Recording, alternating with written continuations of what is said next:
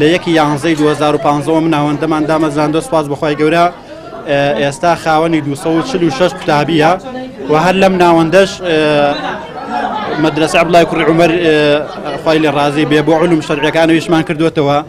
دیارەمە ناوەندەکەمان بۆ کچان و کوڕانە هاوکات لەگەڵ ئەوەیە ئێمە سوپاس بەخوای پەروەردگار وەکو ڕوونە لای هەمووان خەڵکی ئەحزاب لایەنەکان بە خۆشمانەوە مەشغوڵی یا سەرقاڵی حەملەی هەڵبژاردن و ئەم بابەتانین بەڵام ئێمە سوپاس بەخوای پەروەردگار ئەم سەرقاڵیەش لە دەعوە و بانگەواز و علومی شەرعی ئەم بابەتانە نەیوەستانوین و بەردەوام ئێمە دەرس و دەورەکانمان هەیە لەخوا بەزیا بێت ئێمە سەرجەم مامۆستاکانمان نزیکەی 30 مامۆستامان هەیە دیارەوەی ئەمڕۆ جەنابتان ئەیبینن تەنها کوڕانە کچانیش ئەوەندەمان زیاتر هەیە و هەموو مامۆستاکانیش خۆبەخش وانە ئەڵێنەوە و الحەمدوللا توانیمانە هەرچەند کەمیش بێ خزمەتێکی باش بکەین.